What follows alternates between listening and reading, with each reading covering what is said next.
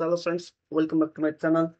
आजको यस भिडियोमा हामी फङ्सन पढ्नेछौँ र यो कोर्समा म त्यो जुन मैले पहिला सुरु गरेको थिएँ पाइथन बेसिक टु एडभान्स त्यताबाट नै सुरु हुनेछ र मैले केही कारणवश भिडियोहरू अपलोड गर्न छोडेको थिएँ, तर अब त्यो भिडियोहरू फेरि अपलोड हुनेछन् र हामीहरू अबका 2-3 टपिकपछि हाम्रो यता सकिनेछ। त्यसपछि म वेब डेभलपमेन्ट पनि बिस्तारै ल्याउने कोसिस गर्नेछु, HTML एन्ड CSS, जसबाट तपाईँ नर्मल रेस्पोन्सिभ के सक्नुहुन्छ त नर्मल रेस्पोन्सिभ वेबसाइट बनाउन सक्नुहुन्छ। तर अब आजको हाम्रो यस भिडियोलाई सुरु गरौँ। So let get start our video.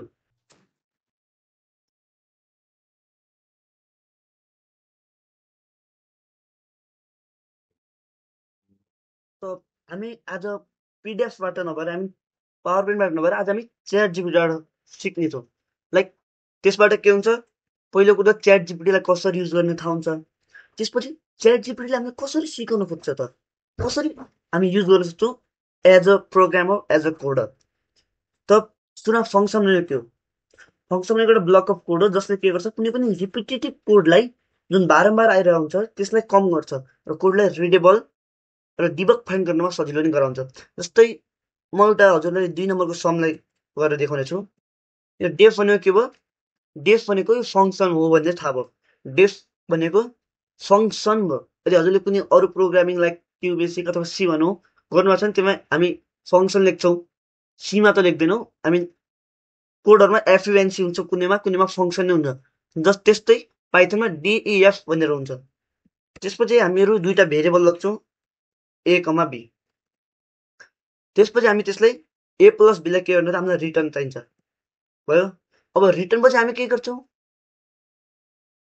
Result equal to हामी के गर्छौँ, यो सम 3,4। अब यो कोडलाई बुझौँ।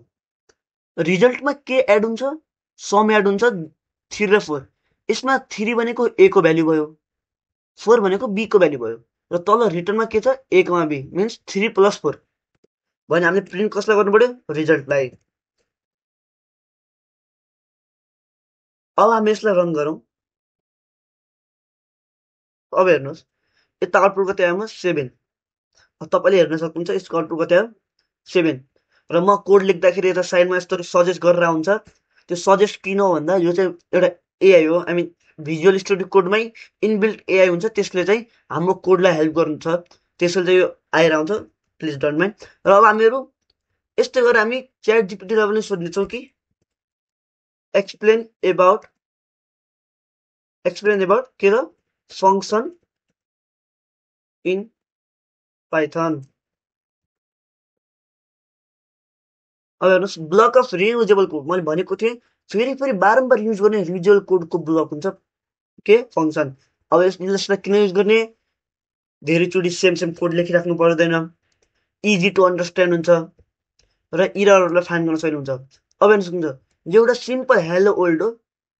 अब म यो पनि हजुरलाई लेखेर देखाउने छु। अब हेर्नुहोस्, यसमा के लेखेको छ, डेस ग्रिड। अब यसमा हामीलाई के प्रिन्ट गर्नु छ त, कुनै पनि एउटा भेरिएबल, आई मिन कुनै पनि एउटा स्ट्रिङमा प्रिन्ट गर्नु छ, हामीलाई यसमा भेरिएबल चाहिँदैन। त्यसपछि हामीले सिधा प्रिन्ट के गर्यो, हेलो वर्ल्ड।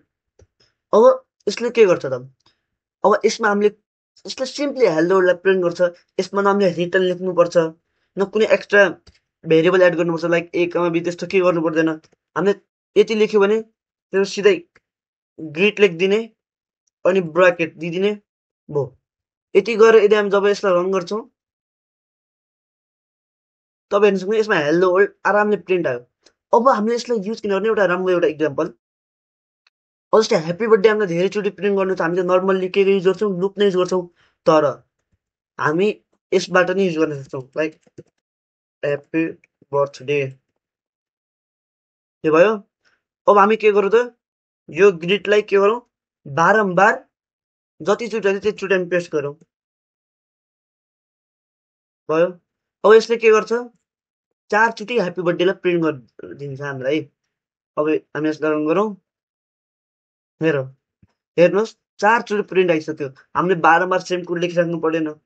त यसरी हामी यसलाई समको रूपमा युज गर्न सक्छौँ र अदर कुरामा यसरी युज गर्न सक्छौँ। फेरि हामी च्याट जिपिटीतिर जाउँ र कलिङ अ फङ्सन, यसमा ग्रिड भनेको के बुझाएको छ, फङ्सन विथ प्यारामिटर्स लाइक कुनै पनि भेरिएबललाई कसरी युज गर्ने त? अब हामी जस्तै एउटा सिम्पल एउटा इक्जाम्पल लिएर केबाट भन्दा ह्याप्पी बर्थडेबाट ल यसमा म राख्नु name happy birthday comma name भयो। अब हामी यसमा name equal to input enter your name भयो। अब त्यसमा के लेखौँ ग्रिट नेम। अब यसले के गर्छ सुरुमा इनपुट माग्छ हामीलाई त्यसपछि मात्र नामलाई प्रिन्ट गर्छ। अब हेर्नु सक्नुहुन्छ यसलाई हामी के गरौँ आयुष्मान दिउँ ह्याप्पी बर्थडे आयुष्मान भन्यो। अब हामी यसलाई जतिचोटि चाहियो अब हामीलाई नै 5 जना मान्छेको चाहियो भने हामी के गरौँ सिम्पली सेम कोडलाई जतिचोटि चाहियो ल म 3 चोटि मात्र लेख्छु भने यसले के गर्छ 3 चोटि इनपुट मागेर 3 चोटि नै ह्याप्पी बर्थडे प्रिन्ट हुन्छ। जस्तै फर इक्जाम्पल यसमा मैले लेखेँ आयुष्मान ह्याप्पी बर्थडे आयुष्मान आयो। त्यसपछि भयो। अब यसमा म हेर्नुहोस् 3 चोटि माग्यो सेम कोडलाई। एज यु क्यान सी अब यसरी चाहिँ के हुन्छ त हाउ टु युज फङ्सन अब हुन्छ त हजुरको क्लियर भयो। र नर्मल प्यारामिटर्सहरू बुझ्नुभयो कसरी भेरिएबलसँग इन्ट्रेक्ट गर्ने त्यो पनि भयो। अब आयो रिटर्न भ्याल्यु। यो रिटर्न भ्याल्यु किन युज गर्ने? अब यसले के गर्छ भन्दा हाम्रो जुन कोड हुन्छ यो मेनली युज हुने भनेको लाइक नम्बर्सहरूसँग इन्टिजर फ्लोटहरूसँग त्यसलाई रिटर्न गरेर हेल्प गर्छ। जस्तै हामीले 2 नम्बरको सम्ममा गरेका थियौँ हामीले त्यसमा प्रिन्ट लास्टमा गर्नु परेको थियो ए प्लस बीलाई चाहिँ हामीले सुरुमा नै गरेका थियौँ। अब हजुरले बुझ्नु भएको होला कि रिटर्नलाई कसरी युज गर्ने। नर्मल्ली इन्टिजर फ्लोटहरूका बेलामा जुन भ्याल्युमा हाम्रो मेन स्टोर हुन्छ अब हामीले त्यसमा रिटर्न ए प्लस बी लेखेका थियौँ like def sum A comma B c equal to A plus B. अब रिटर्न सी यसमा के भयो त यसमा चाहिँ सी भन्ने जुन भ्याल्यु छ मेन हो यो सी भन्ने भ्याल्युमा चाहिँ हाम्रो ए प्लस बीको भ्याल्यु स्टोर छ हामीले त्यसले सीलाई नै रिटर्न गर्यौँ। अब यसरी चाहिँ रिटर्नको मेनली युज हुन्छ। अब यसले यतिसम्म मात्र दिएको छ। अब बिल्ट इन फङ्सनलाई प्रिन्ट लेन एक्सेट्रा। अब यो भनेको एउटा नर्मल भयो हजुर यसरी हाई फङ्सनहरू आई मिन हाई कोडमा नि युज गर्न सक्नुहुन्छ। लाइक मैले हजुर यो मेरो च्यानलमा नि एउटा भिडियो छ ऱ्यान्डमबाट हामीले रक पेपर सिजर बनाएको त्यो त मैले विदाउट फङ्सन युज गरेर बनाएको हो। अब हजुरहरू के गर्नुहोस् भने त्यो गएर मेरो भिडियो हेर्नुहोस् ऱ्यान्डमवाला रक पेपर सिजरवाला र त्यसलाई नै फङ्सनबाट गर्ने प्रयास गर्नुहोस्। र I hope you understand the basic concept of functions in Python. त आजको यस भिडियो हामी यता समाप्त गरौँ। Thanks for watching and subscribe for more videos.